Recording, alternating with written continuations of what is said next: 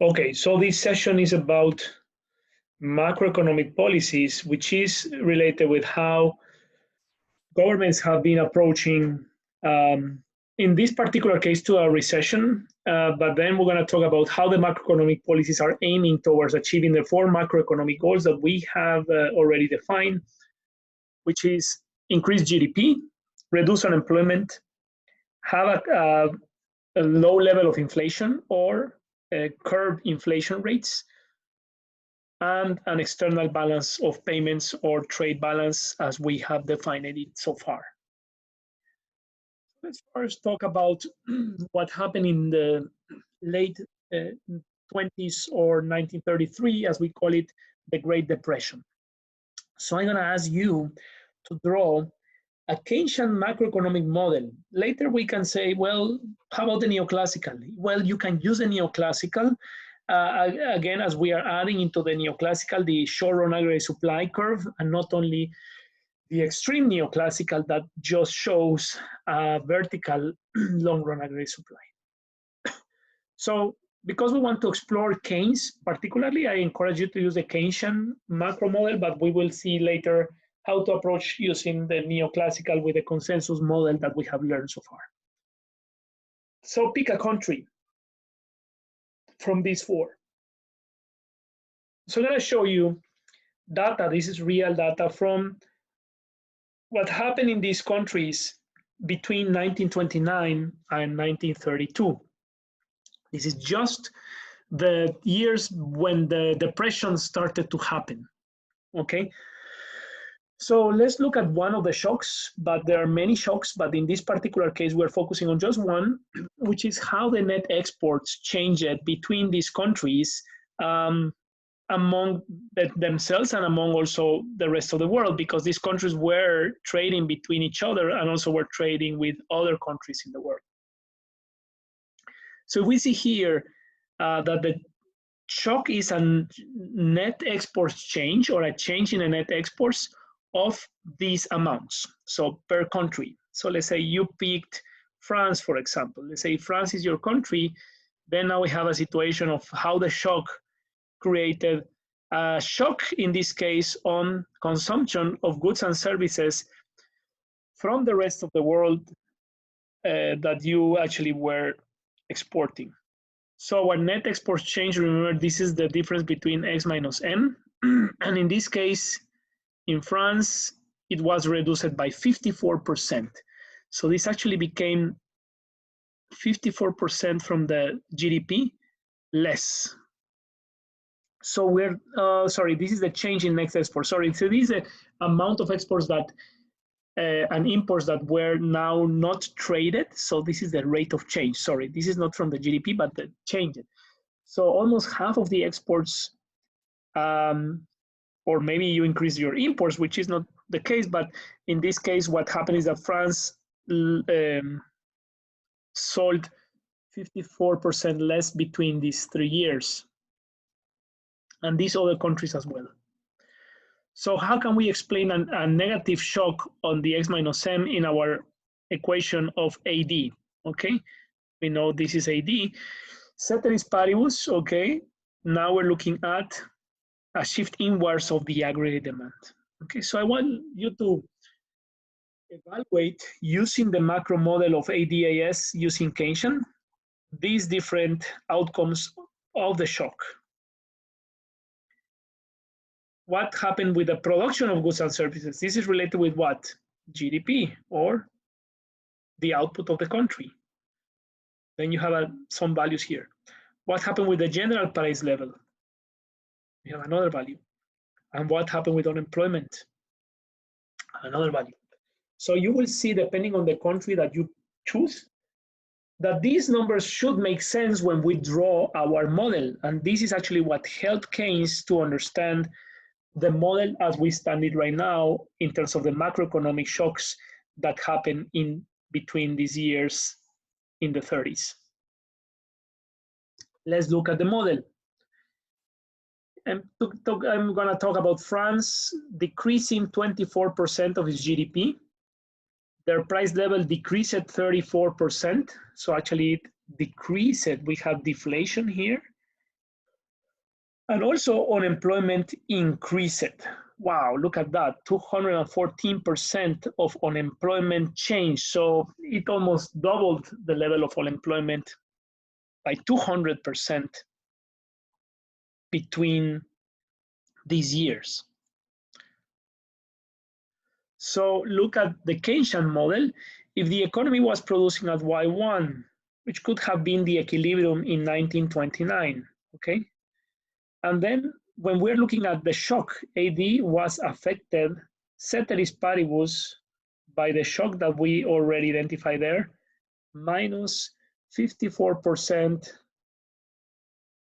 of net trade. So this became more negative.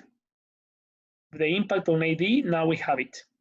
How would you draw this? Then is a shift inwards of the aggregate demand. When aggregate demand is shifting inwards, then we should be able to analyze if our data confirms what we just did here. This is a new equilibrium after 1932, let's say 1932, the end of 1932, because that was the shock that we were analyzing. So we have now Y2 on price level 2. And now if we put data here, we said, well, the GDP in France decreased at 24%. Yes, this is reflected in our model. Let's look at it. Yeah, 24%. Price level decreased by 34%. 34% of deflation or lower prices. And what happened with unemployment? Increased by 214%. Now, we are not measuring unemployment explicitly here, but now we know that this gap here is telling us that between Y2 and Y1, there's a lack of resources used. So unemployment increased because now we have a gap of unemployed people. Why do we say that these are people who are unemployed? Remember the concept of sticky wages that we were discussing the other day. So according to Keynes, when the economy was producing less, that made firms to produce less, and therefore consumption decreased. Okay, firms were producing less, that made less people to consume goods. In this case, the consumption was decreased originally by less exports. But because also firms were producing less goods, this will lead, we haven't gone to this shock yet, but less production will lead for firms to say, well, if we are producing less and now we are not selling goods and services because now there's a less demand, instead of lowering the prices down, what we are doing is we are laying off workers. Why? Because instead of us paying lower wages to our workers, there are reasons why we cannot do that. Remember the sticky wages concept? It's either the contracts that we have or the union power that does not allow us to lower the wages, or laws and regulations, minimum wage, etc., is not allowing you to pay lower than that amount, which is not the case here, but that could be another reason why. Or people will not accept a lower wage, and therefore they will just get out and not work in these firms anymore. So the gap here is explained in terms of unemployment because of the sticky wages obliging the firms to lay off workers. Therefore, we have a situation here because now producing less means more unemployed people, and more unemployed people now is when this gets even more problematic.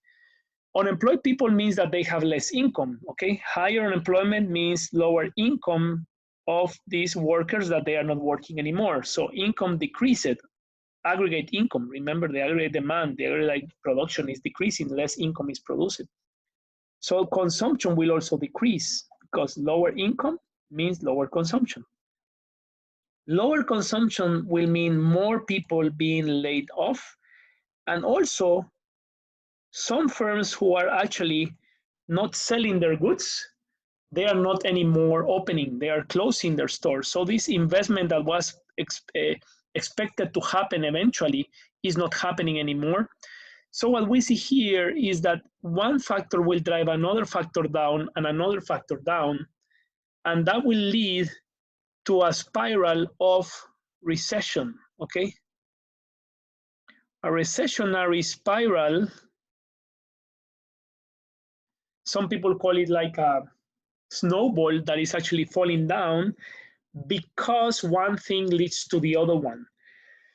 Unemployment leads to lower income leads to lower consumption leads to lower production of goods and services, and lower production of goods and services means laying off more workers and therefore creating more unemployment. This is Keynes' argument of the depression that took place in 1929. So this model makes sense when we look at the figures that we have here that actually are totally telling us what the model is showing, okay? Unemployment increasing, price level going down, and GDP decreasing. Good. So we can use the Keynesian model here because it's a typical, actually this is the reason why Keynes was using this model, long run supply. But also, let's say the neoclassical extreme curve was telling us, would have told us, if the demand was decreasing because net exports were becoming more negative, okay? Well, according to the neoclassicals, this will be shifting down, or let's say shifting back the AD. But the only thing that would happen is that assuming that the wages are flexible, then the production will still keep being the same, but now at lower costs, lower prices, because now the only thing that will happen is that less production or less demand means lowering prices, and lowering prices means lowering also wages. So everything will come to a new equilibrium, but at cheaper prices. This is not what happened in the Great Depression, and this is what doesn't happen in the short run, because the short run, by definition, does not have flexible wages. So the neoclassical is not able to explain what was happening in the economy because wages are not able to be adjusted easily.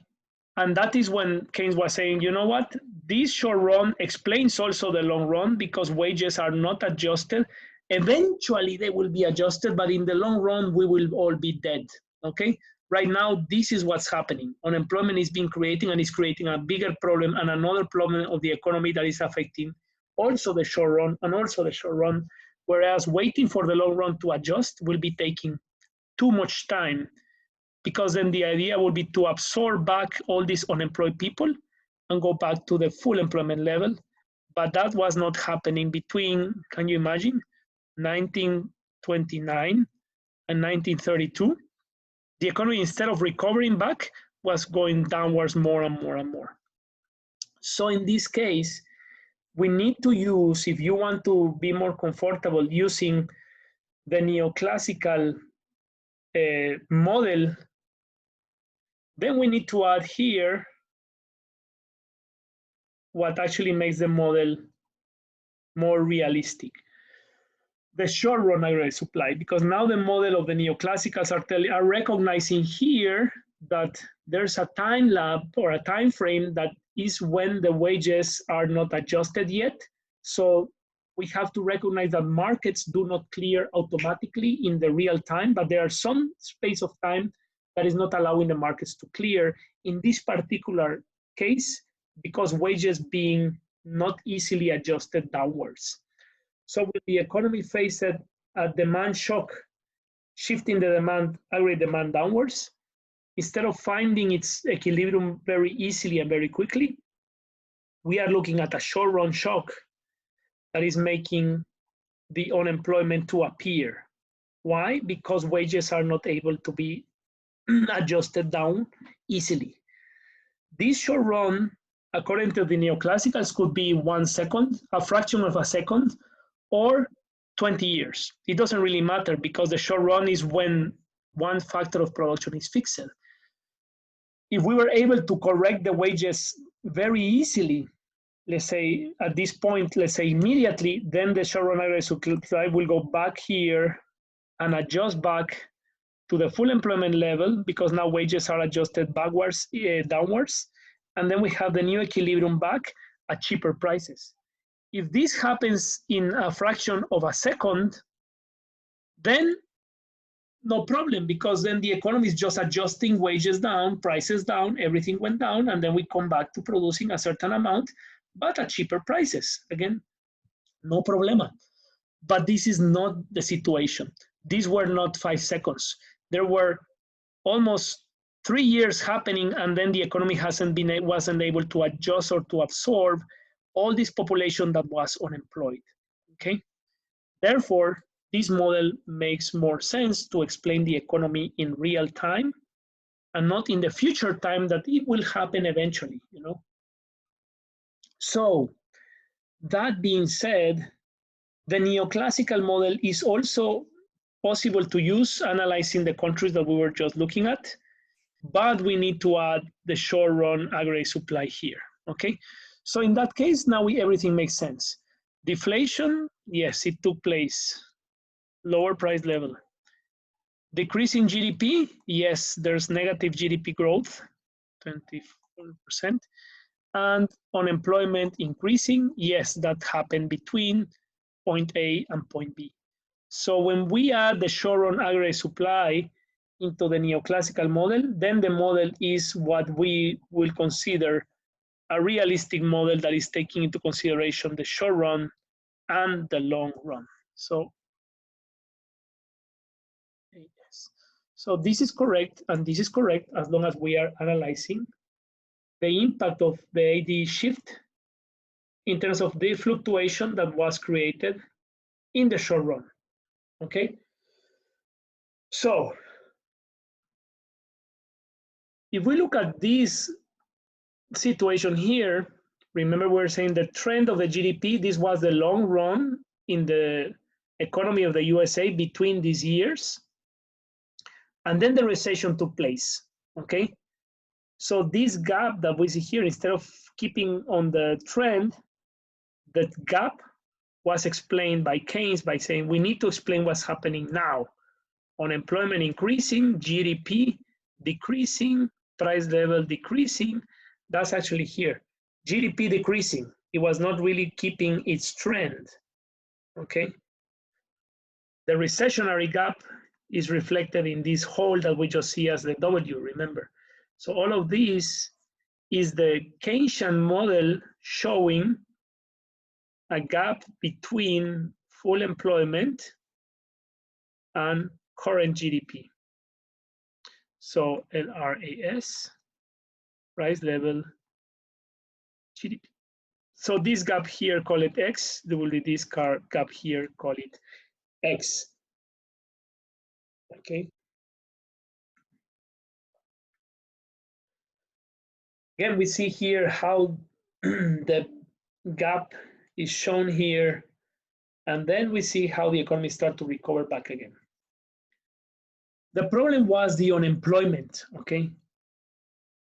The economy can recover itself, but we need to make sure that these people who are unemployed, they need a source of income to eat, okay?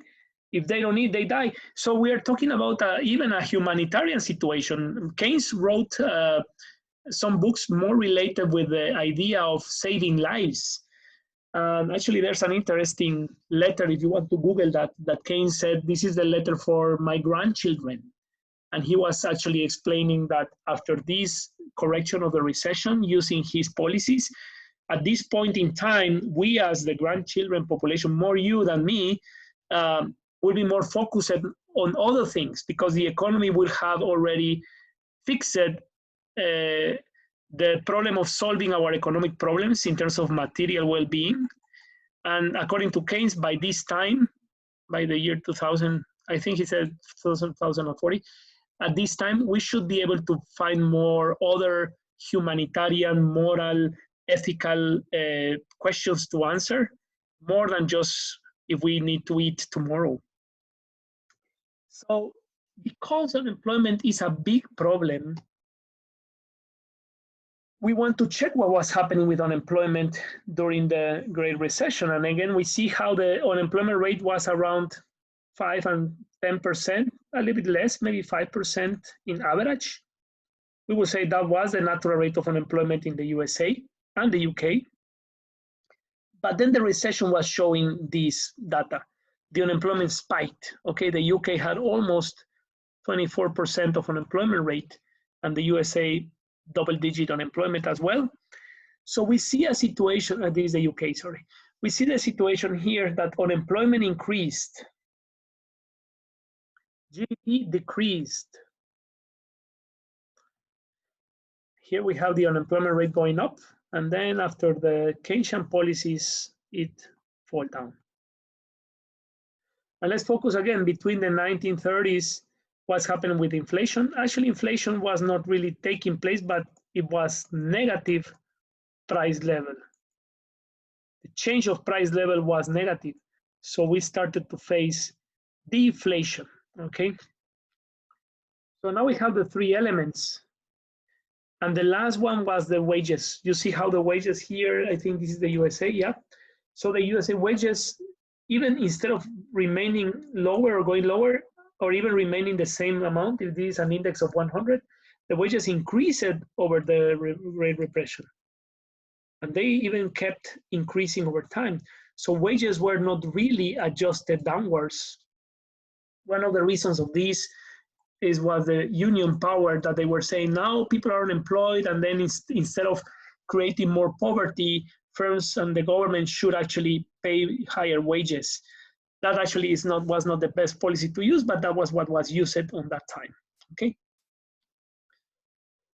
So now again, we can just use the Keynesian model by saying, yeah, the Great Depression was explained by lower GDP or a depression, a recession here, negative GDP, increasing unemployment over here, and decreasing price level over here, okay? Deflation. That's the data that we just saw before.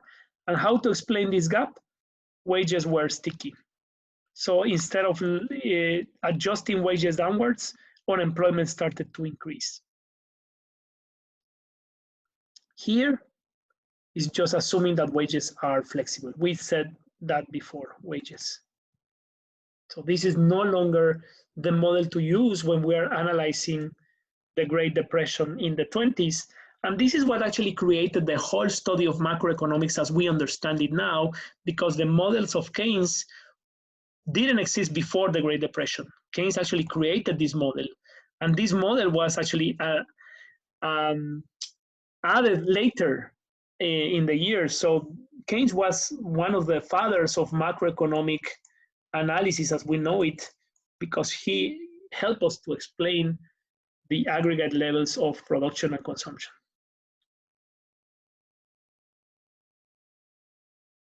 This is a cleaner graph of how the recessionary spiral can be explained, because one shock over here, let's say consumption decreases, or firms decrease its production, or government decreases its spending, or X minus M becomes more negative, or any of these, if not saying all of these change in these ways, aggregate demand will start to shift out. But once it starts to shift out, it creates this spiral of recession, because now unemployed people mean lower income, and that will mean lower consumption. This is what we may be facing right now in the world. Consumption was decreased artificially because of the COVID-19, and even production. We may say also the aggregate supply shifted inwards, or is shifting inwards, because now some firms are not producing anymore. So we have a two-side shift. And that is what is scaring many economists, because we're saying this has never happened in this way. People may have money in their pockets, they don't consume as much, they don't get out as much, and this is actually creating less production and less consumption of the economy. And now that we are looking at unemployment starting to increase, then is when this becomes the situation.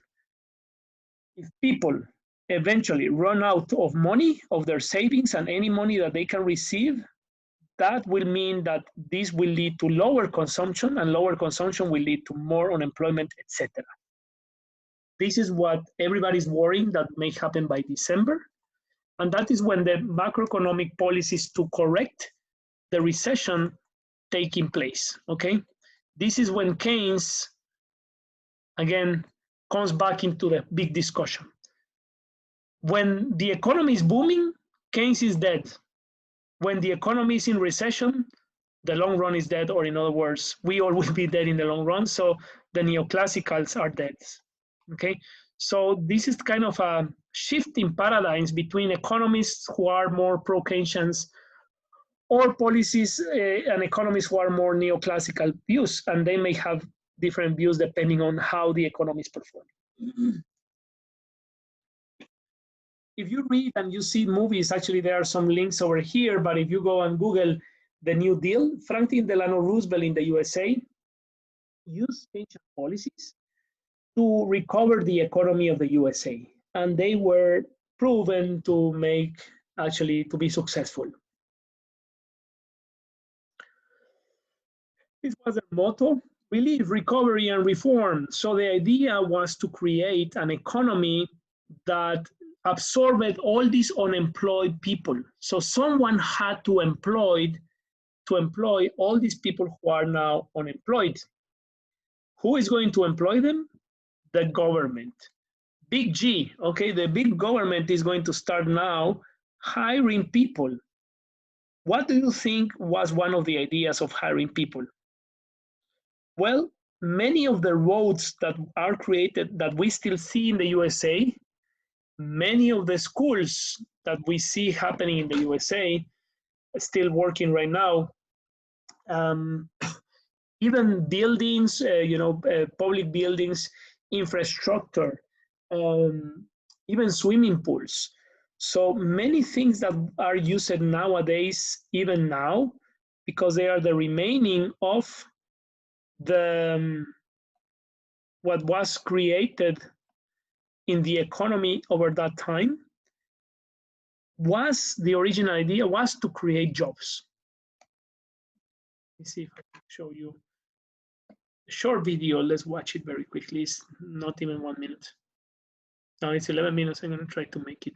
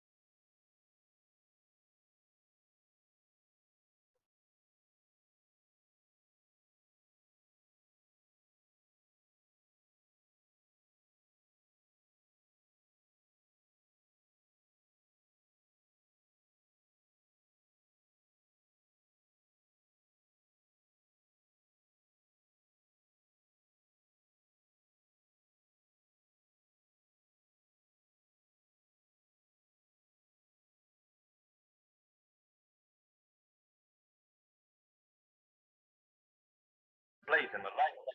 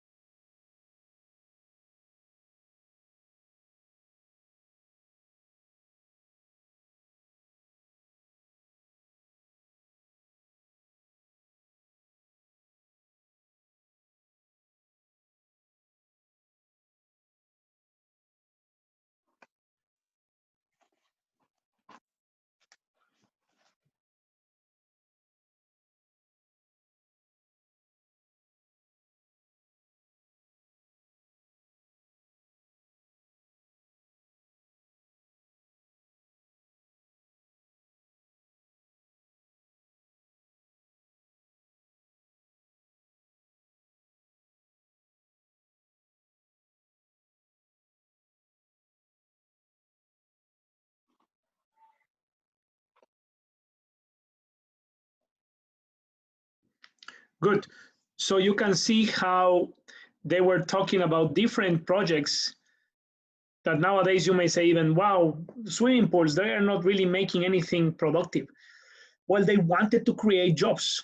They were demolishing buildings, as you saw, in order to create new buildings. So actually, the anecdote tells us that Keynes was suggesting, but this is not true, but that was the anecdote, um, urban legends, that they say the government should actually hire workers just to make holes in the ground and then hire more workers to put the soil back into the holes. So the purpose of the holes is nothing, but the idea was to create jobs. Well, that's a very extreme way of looking at job creation because making holes does not make any sense. But maybe creating even swimming pools, even sports facilities, even parks and recreation. Now we know that those are helpful to increase the well-being of people, or even increase its productivity when you have an area of uh, well-being of just even connecting with the community, like a park or a library or merit goods as we have defined them. So all of those are policies that were created by Keynes or were suggested by Keynes in order to create jobs. Now, job creation can be also bureaucracy. The idea is not to create more bureaucracy just for the sake of creating a job, but to create the foundations of a more productive economy in the future. Right now, if you ask me, I will say this is the best opportunity to restructure the way that we produce goods and services in the world by hiring people and creating green economy in the world. So we can actually, if we think about an extreme view, let's destroy all these carbon production plants and let's start to instead invest in wind farms and maybe solar panels farms, etc. Well, I'm just making maybe a very extreme statement here, but some countries who don't have the infrastructure yet, we can industrialize in a green way by using this opportunity to create jobs. Good. As you can see, the economy recovered because of Keynesian policies after the 1933. So we see how the economy started to recover here again. This is a double dip because it went back again, but it was not as bad, and then it started to go back after the war. But we will talk about just this situation right now if you have questions. The big question that you may have in mind is actually, where is the money going to come from to create all these jobs? So if the economy is not really creating money and the firms are closing, how the government is going to get money to create the jobs? Valid question. So the answer is very simple. Print money, okay? Now we say print money, but now we don't say print money, but that's the idea. Make loans, okay? The government could actually make loans to the central bank, and the central bank technically is printing more money. To say, well, you need more money, I will give you more money. Where I'm going to take it, I'm just going to print it, bring it to you as a government, and then the government, you have to pay me back that money, because that money cannot be just given away without any production behind it, okay? When money is just created without any production to support it, we call that inorganic creation of money, okay? Inorganic because actually is just loading the country with money, and thus we know that that is not a solution. Just having money in your pocket without producing anything is not really a solution for anything. So the idea was to give loans instead of having inorganic money, to give loans to the government, and the government can actually borrow money by issuing government treasury bills or treasury bonds. So a bond will be, I print as a government a piece of paper, and I tell you, well, give me money, okay? I give you this piece of paper, which is a promise of paying you back your money after, let's say, 1 year. Could be 30 days, 1 year, 60 days. So there are different types of bonds. So treasury bonds or government bonds are promise of paying back the money that you are lending to buy these bonds. So the government will tell you, well, give me $1,000 now for my bond. I will give you back after 1 year the $1,000 plus a certain interest rate. So maybe I will give you a 5% of interest rate. So at the end of the year, you will receive 5%, that will leave this amount back, okay? So the government is just buying time to make the economy recover back again. And once the economy is recovering back again, it can actually start to tax people and have the money to pay back these loans. So actually it's an interesting way of managing the economy, okay? Injecting money into circulation, therefore by paying people, these people will have now money to buy goods and services. That will come or bring back the economy back to track by allowing the firms who were actually closing to reopen again.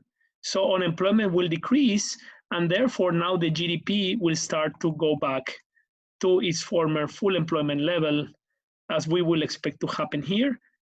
And then again, in this case, it came with a new trend, a new long-run trend, because now the economy was more productive, okay?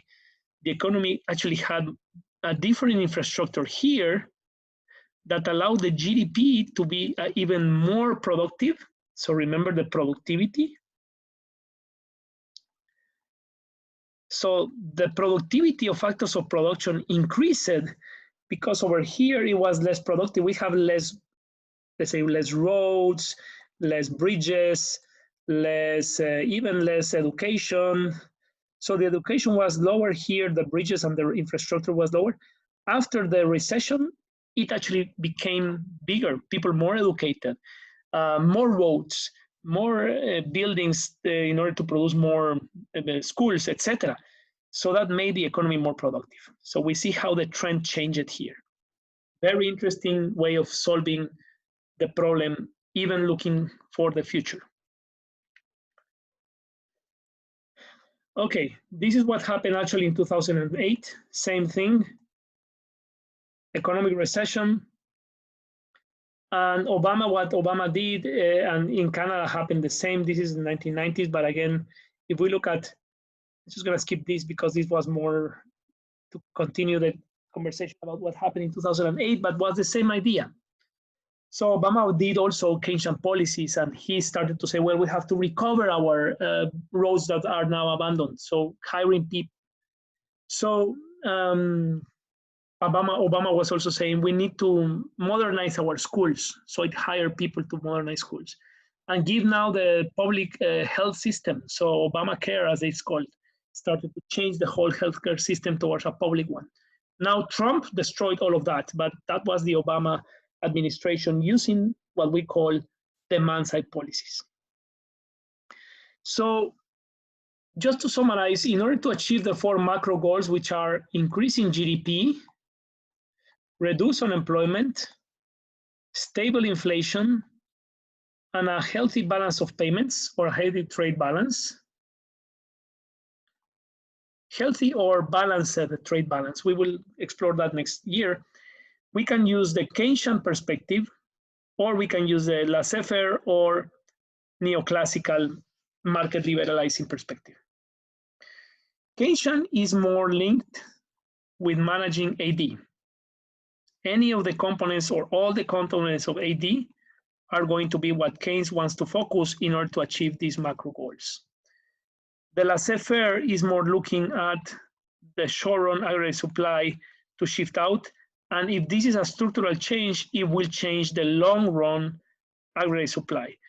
So the idea was, or the idea is, to shift out the PPF by increasing the productivity of factors of production, or increase capital goods and industrialize the country, or educate more the people, anything that is making the economy more productive in the long run.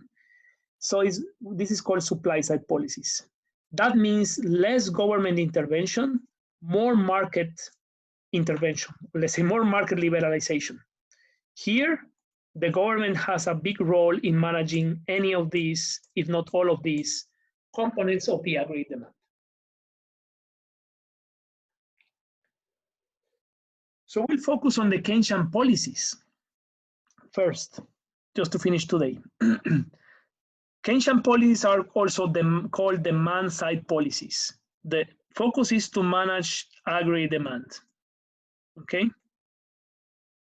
So what are the two demand side policies? We have the fiscal policies and the monetary policies.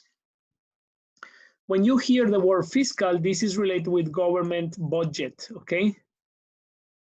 Fiscal budget or government budget means government income versus government expenditure, okay? So this is government income and government expenditure.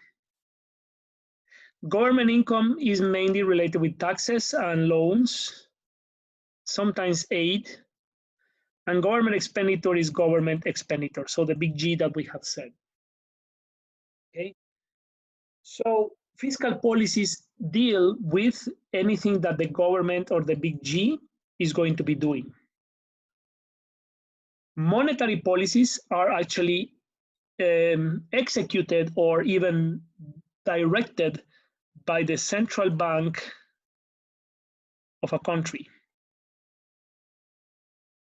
The central bank is not the same as the government, okay?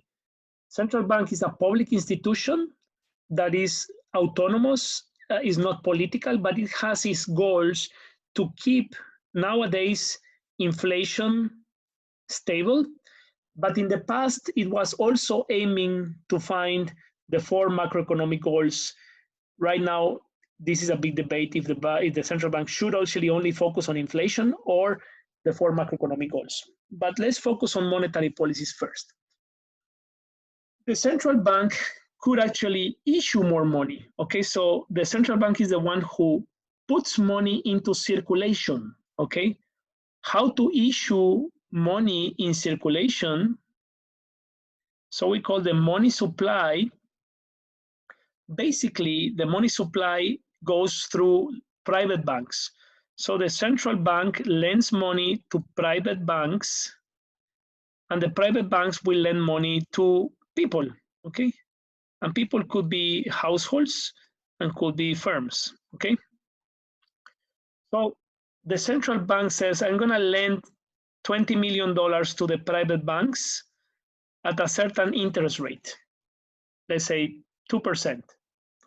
So that means that these private banks eventually will have to pay to the central bank this money that they lent to them with the 2% interest rate. But then the private bank's business is actually to lend money. So they say, well, if I borrow this at 2% from the central bank, now I'm gonna lend it to the people. What do you think, at a higher or lower interest rate than 2%? Well, if they have to pay 2% to the central bank, they're gonna be lending this money to the privates at, let's say, 5%, let's say. They start to compete between each other. Some of them 4.5, 4.6, 5, depending what the banks want to make in terms of their profits. Because then what they have to pay minus what they receive from these people who are paying back is what they will gain as profits, okay? So people will borrow the money to consume or to invest, okay? These are the two big ones. So the more the central bank injects money into circulation, this is responding to the consumption level and the investment level of a country. If these guys want more money to consume or to invest, they will ask for loans to the banks.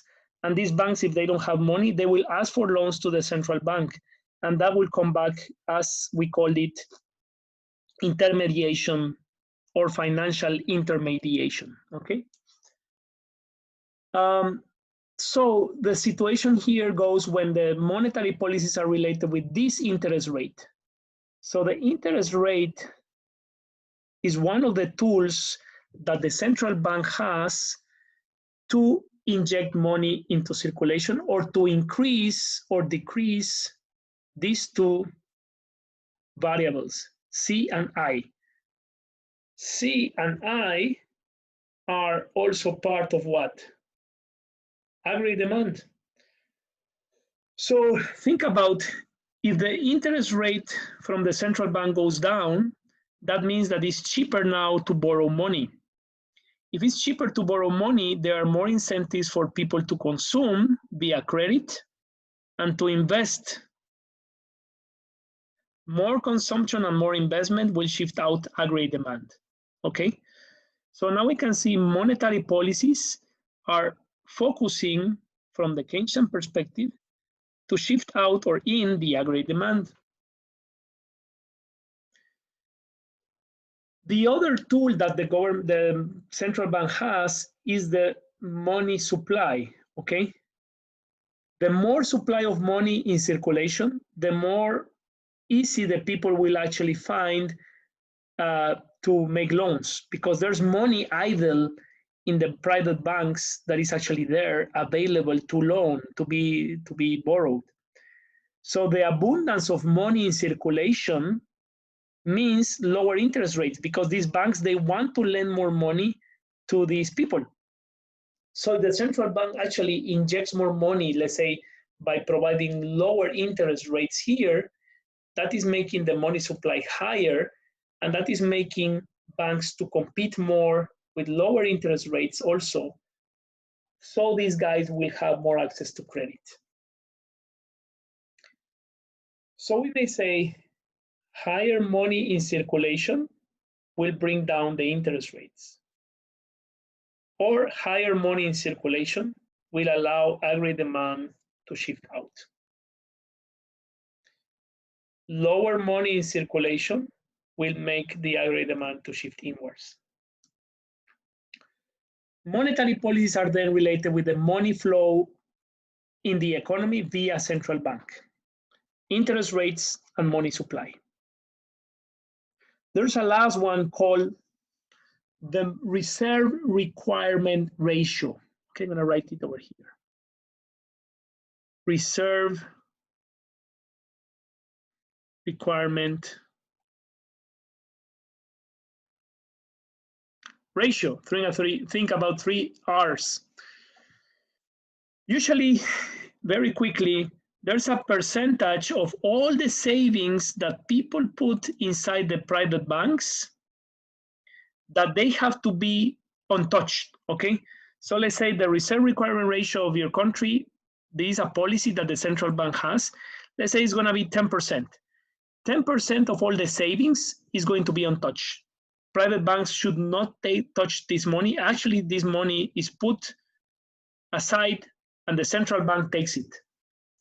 The reason for that is to prevent, or let's say to maintain a certain buffer of money that is still there in case it is needed for any emergency that is creating a crisis in the banks. We will talk about that eventually later, but this required reserve ratio is actually taking away the opportunity for private banks to lend this 10% of money, isn't it?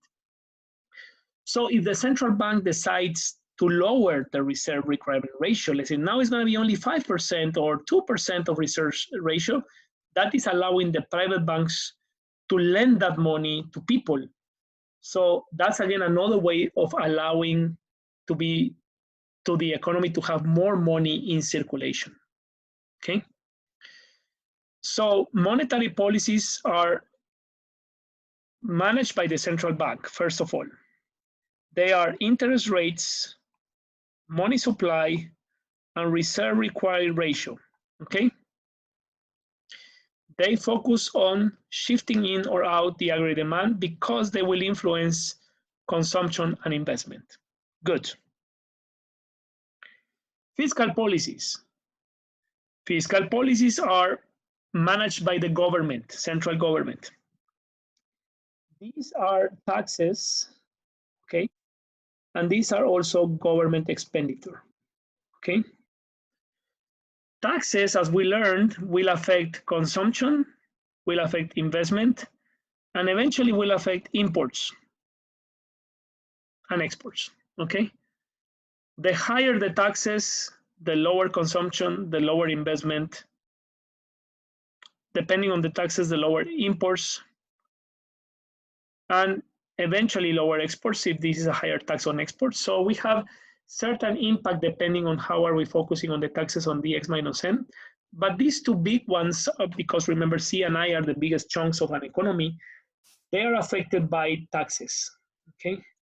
So if the government wants to cut, or let's say to expand, let's use the word expansion now. If the government wants to expand the economy because the economy was facing a recession, then it should lower taxes, increase consumption, increase investment, and therefore increase aggregate demand. Ceteris paribus, that will bring back the GDP, will lower unemployment, and eventually inflation will suffer as well because now prices are going to go up. And government expenditure is a direct variable that affects AD. Higher government expenditure shifts out the AD. This is what Roosevelt was doing in the USA. Hiring people and spending money will shift out AD, and that is actually correcting also or expanding the economy during a recession. Good. So to put it clean here, we have fiscal policies are government, monetary policies are central bank, fiscal policies are taxes, and government expenditure, taxes and G. Monetary policies are interest rates, money supply, and required reserve ratio. Both of them are focusing on shifting in or out AD.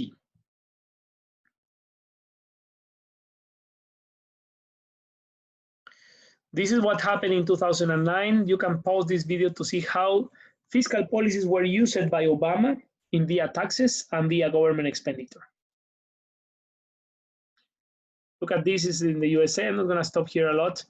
In Canada, the same thing, 2009 and 2010. Look at this, stimulate spending. So this is government subsidies. Housing construction was actually made directly by government, etc. So the stimulus was a lot of money in 2009 and still was a lot of money in 2010. And that money still we're paying back the debt from the Canadian government, but that helped the economy to actually recover. 1.5 of the GDP was just the recovery action plan in Canada. That was 2009.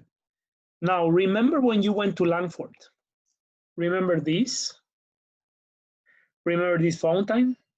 So actually, this was the sign that was there before that it said, this is part of the action plan. Actually, this thing and actually the road that you saw here and all these flowers and everything that Langford was investing on that time, this is pretty new. That was actually done in 2009. We as students from Pearson, we went there when we were looking at that happening.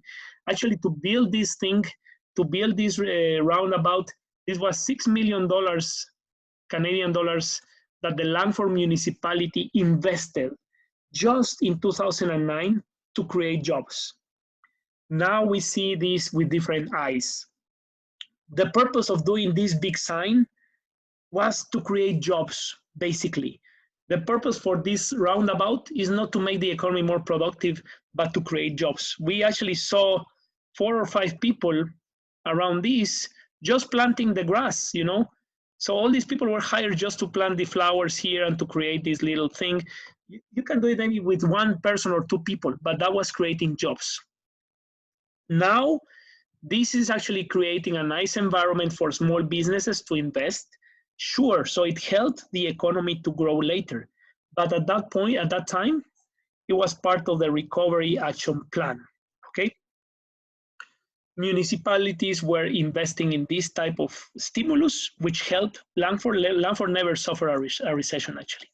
Canada didn't actually suffer the recession because, I mean, in BC, sorry, in BC it didn't suffer the recession because the BC government is a strong local government. And in Victoria in particular, a huge percentage of the population, I think it's about 32% of the population works in government offices. So the recession didn't hit them because the government didn't close. It actually hired more people by using this public, in this case it's Langford, but overall in Victoria. This cartoon is just showing how bureaucracy can be used to create jobs. I'm gonna let you see it.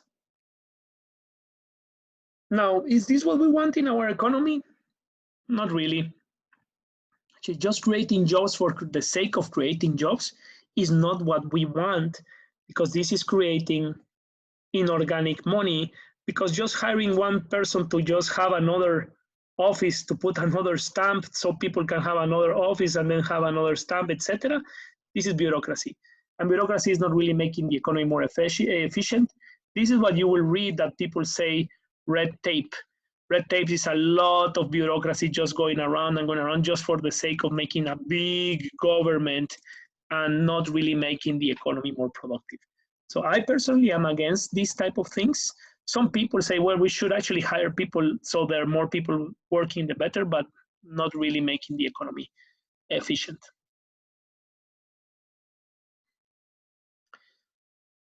This is what we just talked. I just summarized it in the last slide, but interest rate, money supply is made by the central bank or the Federal Reserve. That's the monetary policies.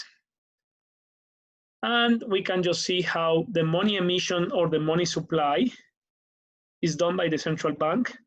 And the interest rates are actually determined by the central bank by supplying more, supplying less money in circulation. This graph is going to be useful for you guys. Let me do it a little bit more clean. So this graph is a graph that we use a lot. Interest rate and investment. Remember that investment is about increasing the capital stock of companies or firms or even a country. The more capital goods or machinery you have, the more productive your economy will be or your firm will be. You're expanding your firm by increasing your machinery and your buildings and your tractors and your cars, etc., trucks. So the cost of investment is actually related with the cost of borrowing money. And what is the cost of borrowing money? Interest rate. So what we see here is a inverse relation between interest rate and the level of investment of a country. The lower the interest rate, the higher the investment ceteris paribus. That depends on this elasticity of this relationship. Because if people do not believe that this economy will be growing in the long run, this could be very inelastic. It doesn't matter if the interest rate goes down, there's going to be no more investment.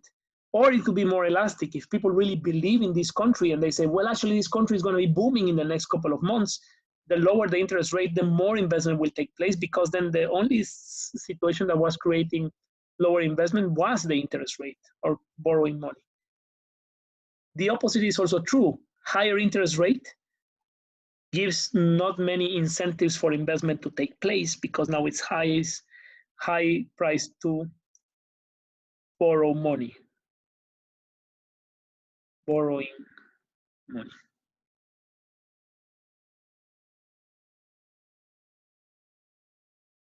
Finally, let me finish with this graph that we will call money in circulation or money supply.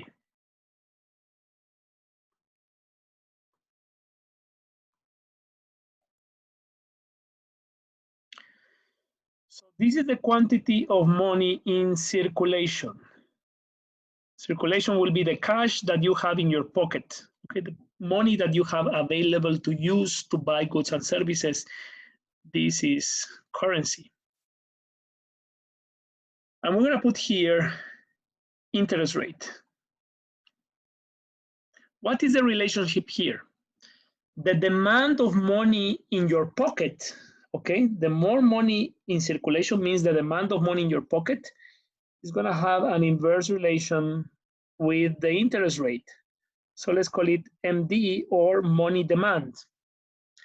The demand of money is inversely related with the interest rate. Why do you think it is that so? Well, because if let's think about you as holder of cash, okay? This is cash. If you have right now a $20 bill in your pocket and the bank is there in the corner, if the bank is paying you 5% of interest rates per year, you can actually put this money in the bank and after 1 year receive 5% more. So having your money in your pocket will be losing you the opportunity of earning money in the future. So the higher the interest rate, the less cash people will have in their pocket, okay? So the demand of money in circulation is inversely related to the interest rate. Lower interest rate means more people willing to have the money in their pocket and consume more at the end of the day. Also, the interest rate and the money in circulation means more money available for you. So if the interest rate is lower, near to zero, let's say closer to zero, then you can actually borrow more money because you want to have more money in your pocket because paying back money is cheaper, isn't it? So you want to have more money in your pocket when the interest rate is lower because you can consume more now and paying back later, okay? So there's an inverse relation between money in circulation or cash and the interest rate. Now the supply of money is actually a given amount. So it's a given amount that the central bank decides. Okay, the central bank will decide this year we will supply 20 trillions of dollars, let's say, just gonna make up. So these 20 trillions of dollars of this year are unrelated to the interest rate because the central bank has no interest or has nothing to do with the incentives of the interest rate for itself, but it will just increase or decrease the supply of money. So the supply of money is inelastic towards the interest rate. Let's call it MS. So we have actually the quantity supplied and actually the quantity demand of money over here in the demand of money. And this E will be the equilibrium depending on the amount of money supplied and the amount of money demanded, which in turn will determine the interest rate of the country. So at this interest rate, let's say at 5%, there's a certain amount of people that want to hold money. And if the central bank has this amount available for the banks to lend, then this will be the equilibrium at 5%. So using this graph, let's see what happens if the central bank wants to increase money in circulation. Let's say instead of 20 trillion, it will be having what we call quantitative easing. Quantitative easing is injecting more money into circulation. So now let's inject more money. Let's say we're going to inject 10 billion more of dollars to this economy. So the money supply will increase, MS1.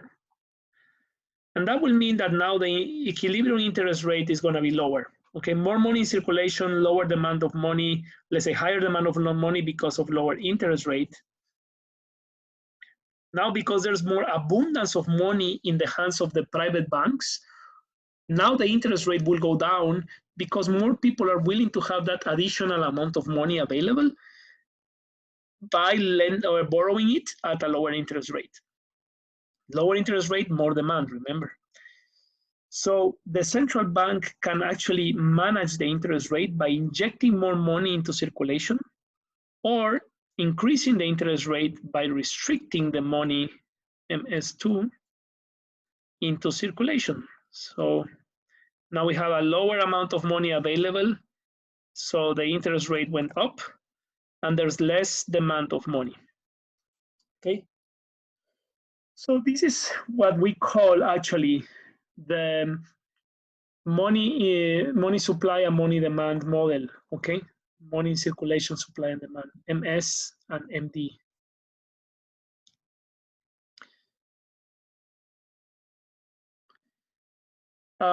Let me skip this because we can talk about that when you come back. When the interest rate is low, Less savings. Less savings means more consumption. More consumption leads to shift out of AD. AD shifting out means GDP increasing, unemployment decreasing, inflation increasing in the short run. X minus M, we don't really know depending on the impact, but these three are the ones that are definitely impacted by this policy. Interest rate or investment. If interest rate, remember this graph, investment, interest rate. If interest rate decrease, investment will what? Increase, and therefore AD will shift out. Therefore GDP what? Increase, unemployment decrease, inflation increase, according to Keynes in the short run.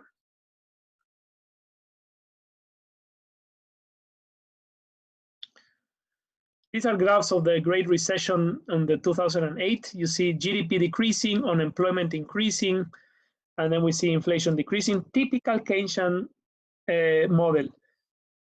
Deflation, unemployment, the recession. Money supply, actually, how did the government react? Look at this, money supply increased. What do you think is gonna happen when the money supply is increasing? Again, money supply increasing. Interest rate will what? Quantity of money. So now we see here typical by the book monetary policy applied in the USA after this recession. Money supply increasing. Look at the interest rates. It went down almost to 0%. This is how we are right now. Still, the interest rate is 0% in the USA, 0.001%. Who wants to save money in the bank right now that they are not giving you any interest rate? You want to hold your cash. Why does the central bank want to do that?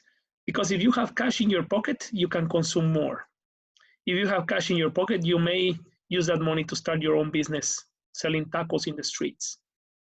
So this and this will increase AD. That was the monetary policy result.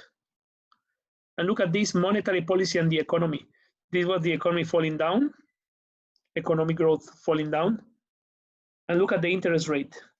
Just after the recession, it was lower, almost to 0% interest rate.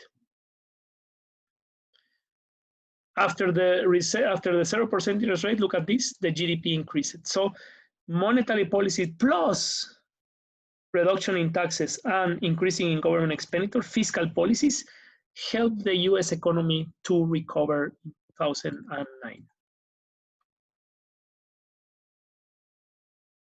Interest rates. Closing today's session. This is an IB question. You should be able to answer both part A and part B. The part B is right now what we haven't said a lot, because supply side policies to improve the performance of an economy has to do with what? Shifting out SRAS, and therefore the economy shifting also the full employment level to the right. So let's explore that in the next 2 minutes.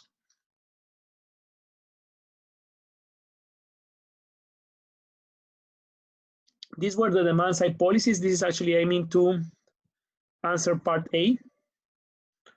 Demand side policies, increase taxes, decrease government, increase or decrease. So we call tight fiscal and monetary policies the ones who are related with contracting the economy or shifting inwards the AD. Why the government wants to do that? Because if the economy is facing inflation, LRAS, then the contractionary fiscal and monetary policies will reduce the inflationary pressure by shifting inwards already demand. So increasing taxes or decreasing government expenditure. And the monetary contractionary monetary policies are increasing interest rates or decreasing the money supply, and decreasing the money supply too. Expansionary or loose fiscal and monetary policies, as it says, Expansionary means expanding the economy, or AD, shifting out. How do you do that? Lower taxes, or increasing G, or decreasing interest rate. Now we understand what happened, and expand the money supply, in turn lowering the interest rate. This business cycle tells us if the modulation or the widening of the fluctuations of the economy, if we deal with fiscal and monetary policies, we can actually tighten a little bit more, or making this economy less wide and more stable towards the full employment. So what would you do if you were on this stage of the economy by saying, this economy is overheating, it's producing beyond its full employment level, and it's still overheating. Even if we're producing more, there's an inflationary pressure happening over here. So what type of policies, if you were a Keynesian, would use? Let's talk about monetary and fiscal policies. So what do you want to do? You want actually to cut this inflationary pressure before it goes too high. So you're going to use tight fiscal and monetary policies here. Tight or contractionary, contracting the economy, fiscal and monetary policies. So what would you do here? Well, increase taxes, AD shifts down. Reduce government expenditure, AD shifts down. And from the monetary side, what would you do with interest rates? Increase interest rates. What do you do with the money supply? Reduce money supply. Both of them will reduce AD. If your fiscal and monetary policies, which are the contractionary ones, are successful, then you will have reached this goal, okay? You will contract the economy instead of making this inflation too high. Unemployment was not a problem here. You were beyond full employment, and GDP growth was already growing. Even if you grow less, you are making less pressure on the inflation. Now you go to the next stage. What would you do here if you're facing a recessionary gap? Well, let's use expansionary fiscal and monetary policies. So these are demand side policies or Keynesian policies. What would you do? Well, let's lower taxes, let's increase government expenditure. This is where we are right now, maybe COVID-19. So reducing taxes and increasing government expenditure will shift out AD. Decreasing interest rates, increasing money supply or quantitative easing, that will shift out AD. So what do we expect to happen? The recession not to go too down, but to go up here. And then what we have is a modulation of the business cycle, not having too higher inflationary pressures or too higher unemployment pressures or unemployment rates. This is actually the real life. This in Australia, we see how the stimulus actually created the economy to not to fall down where they were expecting to happen as the forecasts. Okay, this is actually what was happening, and this was their predictions after time.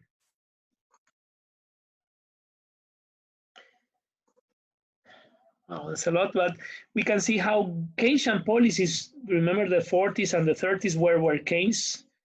So Keynesian policies were helping a lot for this. This is the change in real GDP and the average, but the change in real GDP, instead of going too high and too low, it was actually modulated towards a more stable economic growth rate, which was around 3.5% in average per year, okay?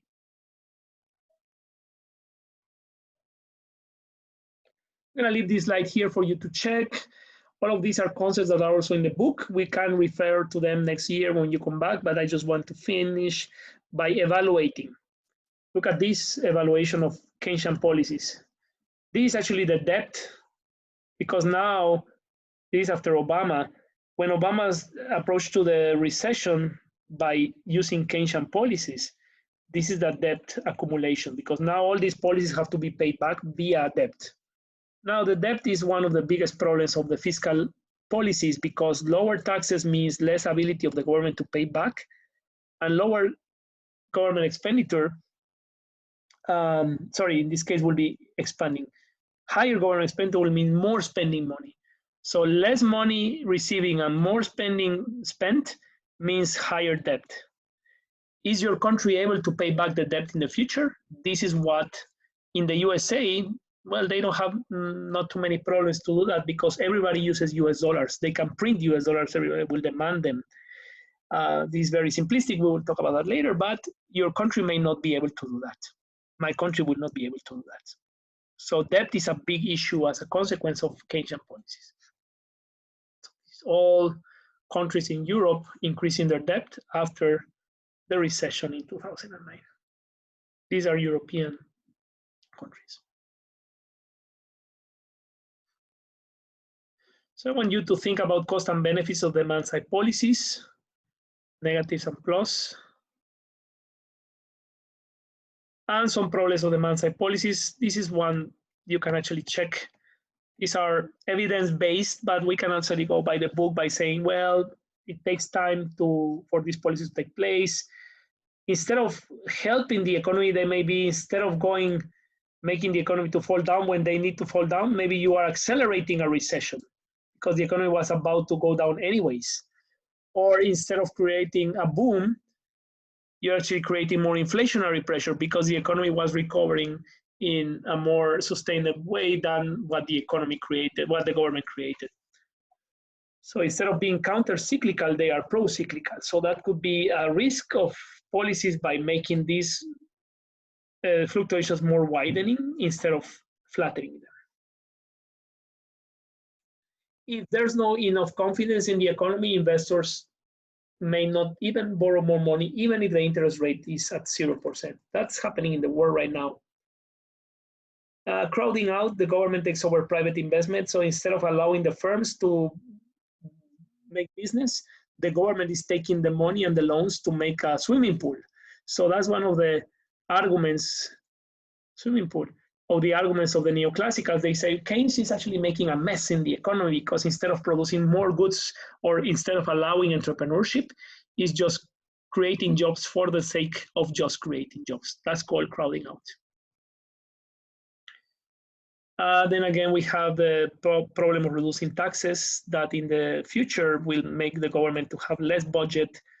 There's an opportunity cost for the future government public investments, but again, in the short run, is solving the problem.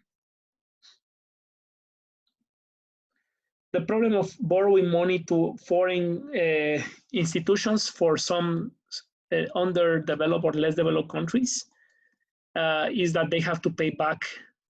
And sometimes they borrow money to pay back the former loans. So it's an eternal, or we may say an unsustained debt in the long run.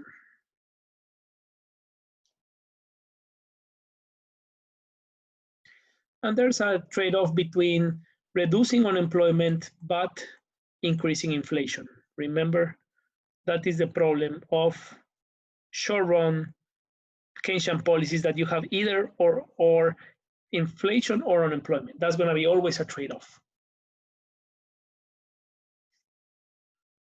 Always we have this debate about free market versus government intervention.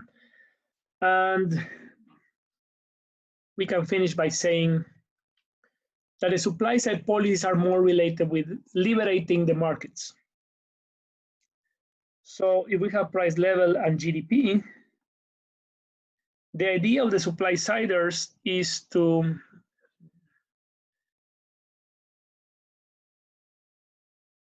make the economy more productive.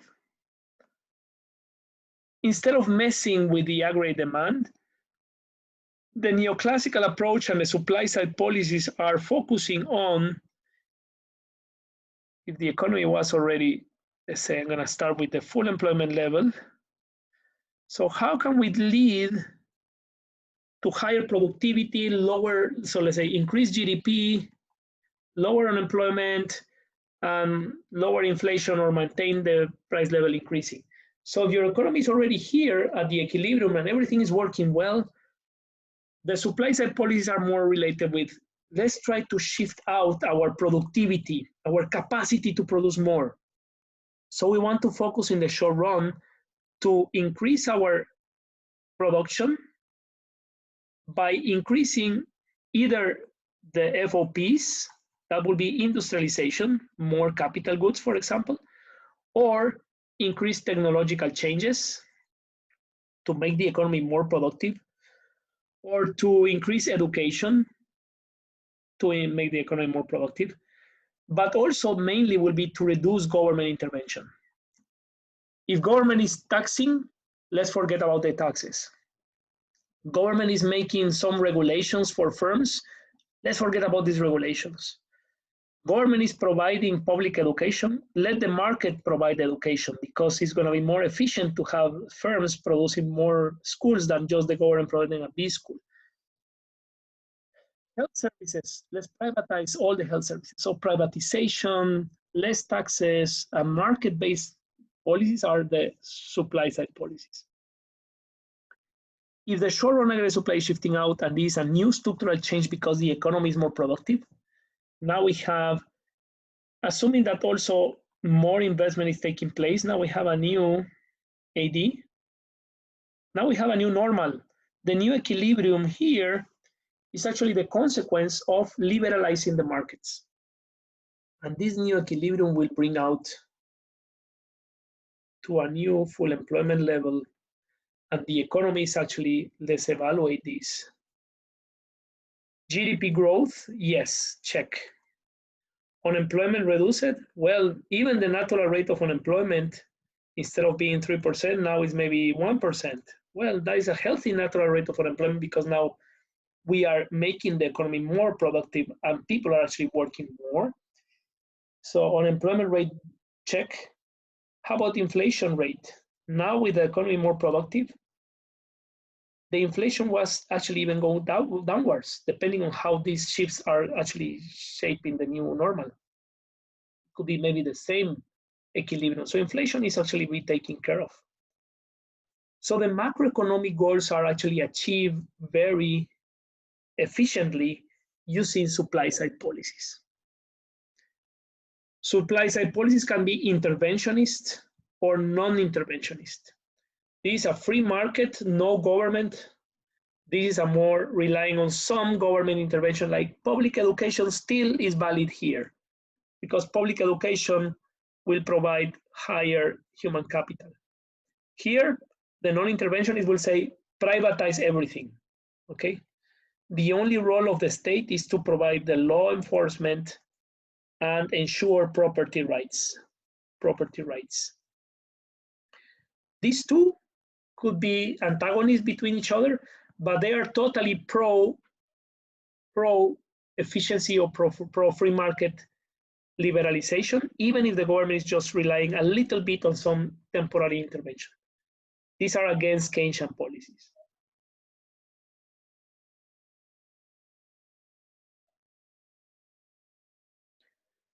So all of this is what we will actually come back when you come back from the summer break. The Republicans are here,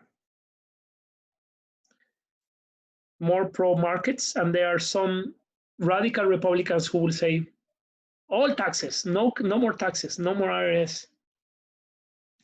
The Democrats are more towards some level of government intervention and trying to make a social approach of the economy.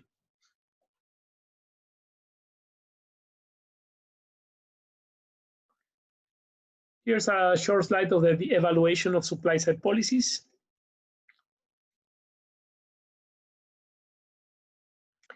And I'm just gonna leave, this is what we just were looking at. So the evaluation is what you want to read. I don't want to spend too much time here because I will have talked a lot about many things, but here are the marking schemes. You can pause this.